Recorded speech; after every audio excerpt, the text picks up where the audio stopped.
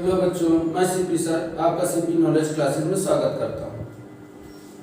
आज हम भिन्न संख्याओं में भाग की प्रक्रिया सीखेंगे कि भिन्न संख्याओं में कैसे भाग दिया जाता है। तो इसीलिए हमने लिख दिया कि भिन्नों में भाग की क्रिया, यानी भिन्न कोई भी संख्या हो, जैसे 1/2 है, 2/3 है, 5/7 है, कुछ भी है, तो कहा जाए कि एक भिन्न संख्या दूसरी भिन्न संख्या से भाग कैसे दिया जाए, समस्या यही होती है। तो देख लो, बड़े आसान तरीके से इसको आप भाग दे सकते हो। अगर नॉर्मल में चले, जैसे भिन्न मान लो ना हो, तब आप भाग दे लेते हो। जैसे 4/6, 4 में 6 से भाग देना है, तो ऐसे ठीक है ना, 4 में 6 से भाग दे दिए, यानी 6 से 4 में भाग देना।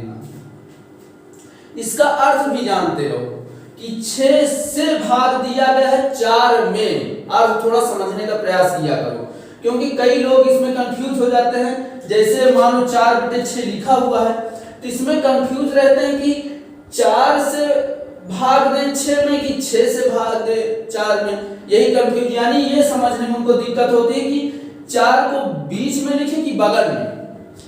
तो ये आप एक ट्रिक थोड़ा समझते रहो कि जब ऐसे भाग दे, मान लो ऐसे भिन्न में नहीं, बिना भिन्न के बता रहे हैं पहले, तो मान लो ऐसे 5/7 है और कहा जाए इसको भाग दीजिए, तो भाग देने का मतलब है थोड़ा घुमा दिया करो, ठीक है ना, यानी इसको ऐसे गिरा दो बाहर, तो यानी ये बगल में चला जाएगा और ये बीच में, यानी ऊपर वाला बीच में हो जाता है, नीचे वाला यानी हर वाला बगल हो जाता है, ठीक है ना। तो ऐसे यानी ऊपर वाला हमेशा बीच में रहेगा, नीचे वाले से भाग देना, इसमें कंफ्यूज मत होना, ठीक है ना। तो इस तरह आप भाग दे लोगे। लेकिन मान लो भिन्न में है, तब कैसे भाग दोगे? ये तो मान लो 4 में 6 से भाग देना है, अर्थ को समझना, 6 से भाग देना है 4 में, ठीक है ना। इसमें क्या कहोगे? 7 से भाग देना है 5 में, ठीक है ना, अर्थ समझना। अब मान लो इस तरह है, तब क्या करोगे? मान लो 1/2 में भाग देना है किससे? 2/3 से। किससे भाग देना है? 2/3 से। यानी मान लो हमको सवाल ऐसे दिया है 1/2 भागे 2/3, ठीक है ना। मान लो ऐसे सवाल दिया गया है, अब कह दीजिए इसको भाग दीजिए, तो भाग का मतलब क्या है कि अगला भाग में लिखा है यानी उसको नीचे लिख दो, ठीक है ना भाई। वही तो यहाँ भी है ना, जैसे 4/6, ठीक है ना, तो अब 1/2 भागे 2/3 है, तो भाग वाला नीचे लिख देते हैं। अब इसमें आप भाग देने की जरूरत नहीं है, देख लो कैसे आराम से हल हो जाएगा। ऊपर वाला पहले लिख दो, 1/2 लिखा है, 1/2 लिख दो, और जो नीचे वाला है ये पलट जाता है, ये भाग में है, और भाग में जो है जो गुणे में लिखोगे तो ये पलट जाएगा, यानी हर वाला अंश में बन जाएगा और अंश वाला हर में, ऐसे पलट जाएगा। तो इसको हल करने का यही तरीका, जब भाग कहे तो पहले बटे में लिख दो भिन्न वाली सवाल में, और उसके बाद क्या करो कि ये भाग में है, इसको हमको गुणा में चाहिए, क्योंकि भाग में कैसे इस तरह भाग थोड़ी देंगे। अब कैसे ऐसे भाग दो कि 1/2 या 2/3 भागे 1/2, ऐसे थोड़ी दोगे, ठीक है ना। इसको तो इस तरह से हल कर लो, आराम से हल हो जाएगा। तो इसको गुणा के रूप में लिखो, तो इसको ऐसे लिख दे। अब कुछ कटे ऊपर नीचे तो काट देना, ना कटे तो वही गुणा करके अंश, जैसे अंश अंश का गुणा, 3 1 कम 3 और 2 दूनी 4। अब कुछ कट ही नहीं रहा, तो इसलिए नहीं काट रहे, नहीं कट रहा, तो इसलिए ये अंश हो गया। अभी मान लो कोई और संख्या होती, मान लो जैसे होता 3/4, 3/4 भागे 8/10, ऐसे कुछ है, ठीक है ना। तो अब इसको भाग दो, देखो कैसे भाग दिया जाता है। इसमें मान लो इस तरह है, तब कैसे भाग दोगे? तो हमने पहले ये बताया कि पहले जो लिखा है पहले उसको ऊपर लिखो, और जिससे भाग दिया गया है, यानी किससे भाग दिया गया 8/10, उसको नीचे लिखो। याद रखना ये बराबर का चिन्ह हमेशा बटे वाले के सामने लगाना, ठीक है ना, ये लिखने का सही तरीका है। बाकी कोई लिख देखो तो जल्दी कोई टोकता नहीं है कि क्यों आपने यहाँ लिख दिया, लेकिन लिखने का सही तरीका है कि बटे के सामने बराबर लगाओ। फिर अब ऊपर वाला लिख दो 3/4। अब नीचे वाले को हमने कहा है कि गुणे के रूप में, इसको भाग में लिखा है, गुणे के रूप में लिख लो। गुणे के रूप में ऐसे जब लिखोगे तो पलट जाएगा 10/8। अब कुछ कटे तो काट दो, जैसे 2 दूनी 4, 2 पंचे 10, कट गया ना। और कुछ कटेगा, और तो कुछ नहीं कट रहा, अगर कटेगा तो काट देना, नहीं कटे तो गुणा करके फिर आंसर लिख देना। अब नहीं कटेगा, मान लो अब नहीं कटेगा ऊपर नीचे ना, तो गुणा कर दो, 5 तिहाई 15, 8 दूनी 16, ठीक है ना।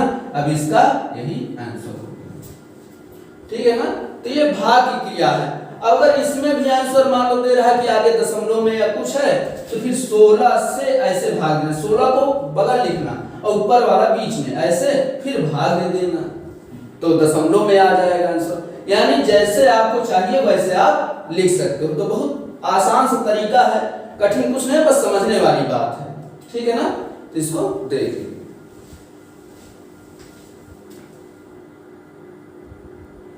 और देख लीजिए, मान लो इसी तरह एक आध उदाहरण और आपको बता देते हैं कि मान लो जैसे भाग देना है 5 में, भाग देना है किससे, 6/12 से, ऐसे है। मान लो ऐसे लिखा कि 5 भागे 6/12, ठीक है ना।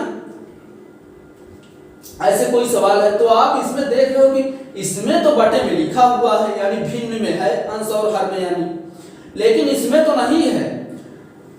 तो एक चीज हमेशा याद रखो, जिसके बटे में कुछ ना रहे, अगर जरूरत पड़े तो बटे में 1 लिख सकते हो, ठीक है ना। यानी 1 से भाग देने पे कोई फर्क पड़ता ही नहीं है, इसलिए 1 लिख सकते हो। यानी अगर इसको दूसरी लाइन में लिखना चाहो तो इसको ऐसे लिख सकते हो, 5/1 भागे 6/12, इसको ऐसे लिख सकते हो। अब तो आप लिख ही लोगे, ठीक है ना। अब हमने बताया था पहले वाले पहले ऊपर लिखो तो 5/1, फिर बटे का निशान लगाओ, फिर भागे जो अगली संख्या उसको नीचे लिखो 6/12। अब क्या करो, ऊपर वाला पहले उतारो 5/1। अब ये भाग में ना गुणा में हम लिखना चाहते हैं, तो गुणे में पलट जाता है, यानी 12 कितना हो जाएगा 6। अब कुछ कटे तो काट दो, ठीक है ना। ये केवल हम आपको बता रहे हैं कि तरीका लगाने का कैसा है। ये मत समझना कहीं कट रहा है, सर ने काटा नहीं है लिख दिया, तो केवल समझना कि तरीका हम केवल बता रहे हैं, ठीक है ना। बाकी कुछ कटेगा तो आप काट लोगे, हमेशा अंश और यानी ऊपर नीचे कटता है जब कटेगा, ठीक है ना। यानी ऊपर नीचे कहीं भी कटेगा तो आप काट सकते हो। जैसे हम कुछ का अच्छा कम 6 दूनी 12, ठीक है ना, तो ऊपर नीचे कहीं भी आप काट सकते हो। अब देखो आ गया 5 दूनी 10, नीचे 1 कम 1। अब बटे में 1 तो लिखते नहीं है कोई, ठीक है ना, तो इसको 10/1 की जगह केवल 10 लिख सकते हो, बस यही इसका आंसर है। तो हमारे समझाने का मेन मकसद था कि अगर बटे में कुछ ना रहे तो आप जरूरत पड़ने पे 1 लिख लेना, ठीक है, और उसके बाद उसको हिसाब कर सकते हो। तो यहाँ घबराना मत, यहाँ तो बटे में कुछ है ही नहीं, अब हम लिखे कैसे, तो इसको आप ऐसे बना करके उसके बाद इसको हल करना। यहाँ कुछ भी हो सकता है ना, कुछ लोग यहाँ सोचो कि सर यहाँ तो कट ही रहा, यहाँ पहले से नहीं काटे, तो संख्या ऐसे नहीं देगा, वो बदल भी सकता है, ऐसे दे भी सकता है, दे देगा, तब आप ऐसे काट देना, ठीक है ना। तो इस तरह आप सवाल हल करना।